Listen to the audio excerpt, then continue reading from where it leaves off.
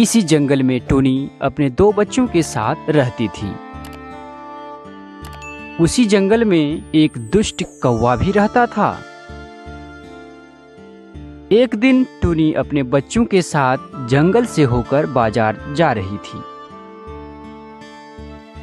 जाते जाते रास्ते में उन्हें एक नन्हा सा पेड़ नजर आया। पेड़ को देखकर टूनी का एक बच्चा बोला, मम्मा मम्मा देखो ना, कितना नन्हा सा पेड़ है।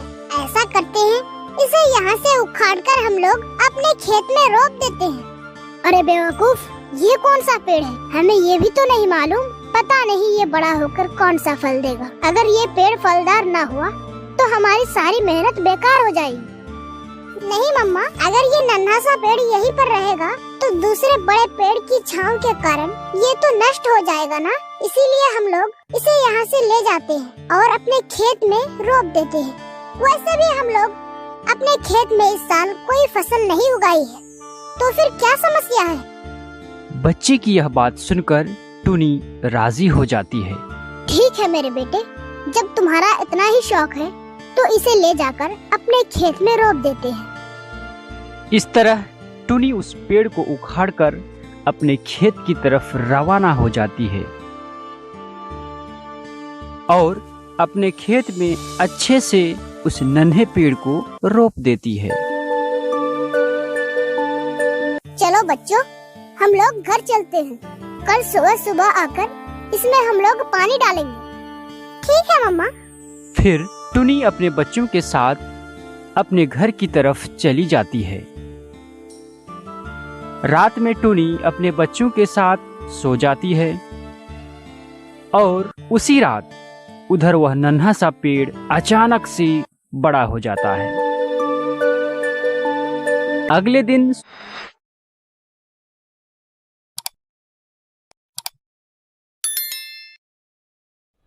सुबह सुबह जब टूनी अपने बच्चों के साथ खेत आती है तो वह देखती है कि वह नन्हा सा पेड़ बहुत बड़ा हो गया है। अरे ये कैसे संभव है? एक छोटा सा पेड़ एक दिन में कैसे बड़ा हो सकता है? मम्मा मम्मा, हमने पहले भी बहुत सारे पेड़ उगाए थे, कभी तो एक दिन में पेड़ बड़ा नहीं हुआ। यही तो सोच रही हूँ बेटा, कहीं ये जादुई पेड़ तो नहीं? क्या बोल रही हो मम्मी? ये जादुई पेड़ क्यों होगा? आप कुछ भी बोल देती हैं। मुझे लगता है कि इस तरह का पेड़ बहुत जल्द ही बड़ा हो जाता है, लेकिन एक दिन में इतना बड़ा कैसे हो सकता है? बेटा, मुझे तो कुछ समझ में नहीं आता। मम्मा, इतनी चिंता मत कीजिए। मैंने कहा ना कि इस तरह का पेड़ बहुत जल्द ही बड़ा हो जाता है। टूनी और उसके बच्चे इस तरह की विचार व विमर्श करने के बाद अपने घर चले जाते हैं। रात होने पर टूनी अपने बच्चों के साथ सो जाती है। उसी रात उधर पेड़ में अचानक से फल लग जाते हैं। दूसरे दिन फिर टूनी अपने बच्चों के साथ खेत में आती है तो वह देखती है कि उसमें अनेक जामुन लगे हुए हैं। अरे ये क्या हो गया? पेड़ में रातों रात जामुन कैसे फल गया? मम्मा, मतलब ये जामुन का पेड़ है। बल्ले बल्ले। लेकिन मुझे कुछ समझ में नहीं आ रहा है कि ऐसा कैसे संभव है। ये एक दिन में बड़ा हुआ तो हुआ, लेकिन इसमें एक ही दिन में फल कैसे लग गए? मम्मा, तुम बेकार में चिंता कर रही हो। ये जामुन का पेड़ तो हमारा ही है ना। फिर विचारों विमर्श के बाद टूनी अपने बच्चों के साथ घर लौट जाती है। कुछ देर बाद कौवा टूनी के खेत से होकर टूनी से ही मिलने जा रहा था कि उसे जामुन का पेड़ नजर आया और उसने देखा कि उस पेड़ में अनेक पके हुए जामुन फले हुए हैं। ये देखकर कौवा नीचे उतरा। इतना जामुन देखकर कौवे के मुंह में पानी आ गया। अरे रे, टूनी के खेत में जामुन का पेड़, ये कैसे संभव है? कुछ दिन पहले तो देखा था कि उसके खेत में कोई पेड़ नहीं है। कुछ ही दिन में पेड़ बड़ा होकर इसमें जामुन कैसे फल गया? ये सोचकर मुझे कोई फायदा नहीं।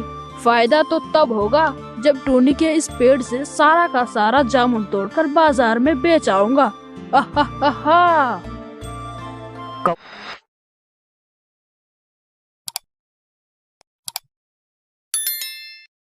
कौवा ऐसा सोचकर अपने घोंसले की तरफ चला जाता है। कुछ देर बाद कौवा अपने घोंसले से बोरी और लाठी लाता है। अभी सही समय है, आसपास कोई नजर नहीं आ रहा है। जल्दी से जामुन तोड़कर बाजार में बेचकर पैसा कमाता हूँ। हा हा हा। ये कहकर जब कौवा जामुन तोड़ने की कोशिश करता है, तभी पेड़ बोलने लगता है। अरे कौवे, जामुन मत तोड़ना वरना तुम्हारी मौत पक्की है। अरे ये क्या, आसपास तो कोई नजर नहीं आ रहा है, तो फिर ये आवाज कहाँ से आ रही है? देखो इधर देखो दुष्ट कौवे, मैं जामुन का पेड़ और मैं ही बोल रहा हूँ। अरे आप पेड़ होकर कैसे बोल सकते हैं? मेरे साथ ये क्या हो रहा है? बचाओ, कोई मुझे बचाओ। अरे कोई तो बचाओ। तुम पेड़ के मालिक को पूछे बिना क्यों जामुन तोड़ रही हो? तुमने जो कुछ भी कहा मैंने सब कुछ सुन लिया है दुष्ट कौवे कहीं के। तुझे अभी मैं सजा देता हूँ। नहीं नहीं नहीं, मुझे तो कुछ समझ में नहीं आ रहा है। ये सोचकर कौवा भागने की कोशिश करता है, पर पेड़ उसे जादू के माध्यम से पिंजरे में बंद कर देता है। दूसरे दिन सुबह टूनी अपने बच्चों के साथ अपने खेत में आती है तो वह देखती है कि जामुन के पेड़ के नजदीक कौवा पिंजरे में बंद है। अरे कालू भैया, आप यहाँ क्या कर रहे हैं? आप इस पिंजरे में कैसे बंद हो गए? टूनी, ओ टूनी, मुझे बचाओ, मुझे बचाओ टूनी। इस पेड़ ने मुझे पिंजरे में बंद किया है और यह बोल सकता है। क्या बोल रहे हो? ये पेड़ कैसे बोल सकता है और आपको पिंजरे में कैसे बंद कर सकता है? टूनी, ये मेरे साथ बात की है और जादुई शक्ति के माध्यम से इसने मुझे पिंजरे में बंद किया है। मुझे तो कुछ समझ में नहीं आ रहा है। टूनी, मेरा विश्वास करो। तब टूनी पेड़ को बोलती है। पेड़ भैया, ओ पेड़ भैया, क्या आप सच में कालू भैया को पिंजरे में बंद किया है? पर टूनी के पूछने पर पेड़ तो चुप ही रहा और कुछ नहीं बोला। हा हा हा, देख रहे हो कालू भैया, पेड़ तो कुछ भी नहीं बोला। आप दुष्ट हैं। हो सकता है किसी और ने आपको पिंजरे में बंद किया है और अब हमारे पेड़ पर इल्जाम लगा रहे हो। मेरा विश्वास कीजिए टूनी, ये पेड़ बोल सकता है और जादुई शक्ति के माध्यम से मुझे पिंजरे में बंद किया है। वे दोनों ऐसे ही बात कर रहे थे कि पेड़ बोलने लगता है। कौवा ठीक कह रहा है, मैं बोल सकता हूँ और मैंने ही कौवे को पिंजरे में बंद किया है। पेड़ को बोलता देख टूनी और उसके बच्चे बहुत डर जाते हैं।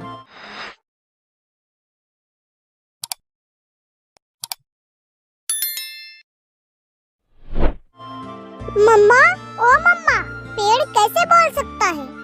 तब तो कालू भैया ठीक कह रहा है, ये कोई साधारण पेड़ नहीं है।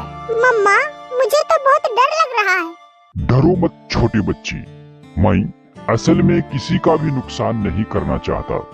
जामुन पेड़ से ये कौवा जामुन चुराने आया, इसीलिए मैंने इसे पिंजरे में बंद कर दिया।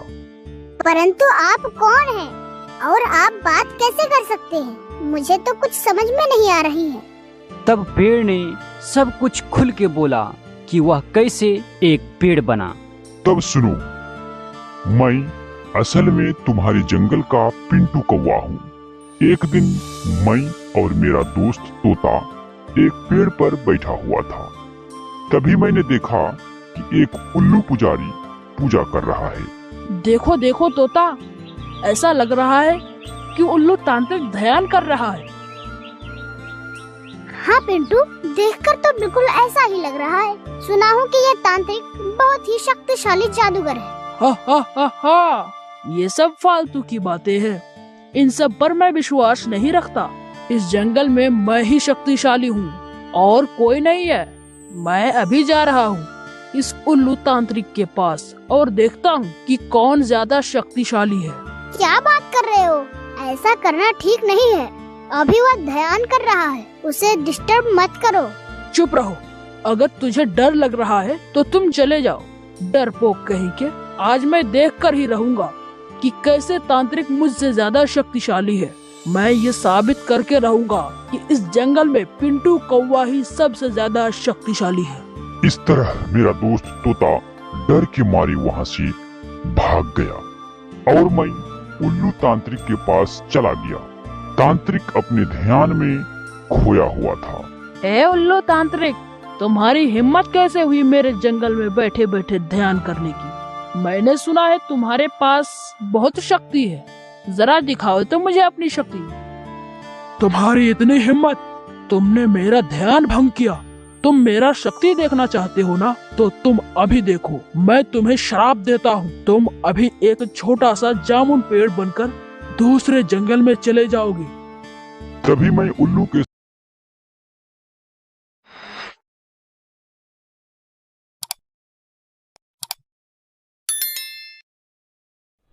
शराब से एक नन्हा सा जामुन का पेड़ बन गया और मुझे जादुई शक्ति देकर तुम लोगों के जंगल में भेज दिया गया। और फिर टूनी और उसके बच्चे मुझे यहाँ ले आए।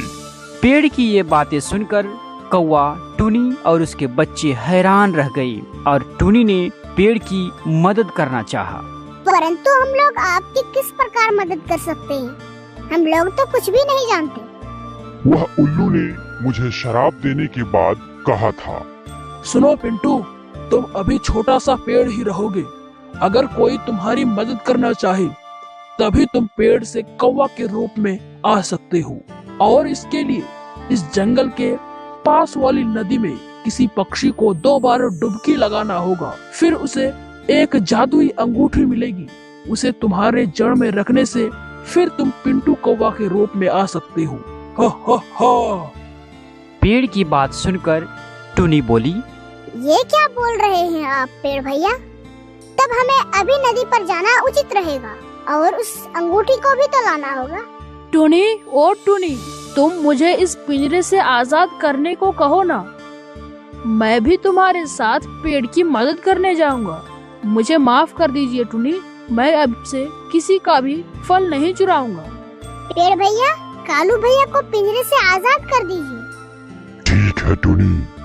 फिर पेड़ कौवा को आजाद कर देता है और फिर कौवा और टूनी नदी की तरफ रवाना होते हैं और नदी पर उतरकर टूनी डुबकी लगाती है। इस प्रकार 2 बार डुबकी लगाती है और टूनी को एक जादुई अंगूठी मिल जाती है।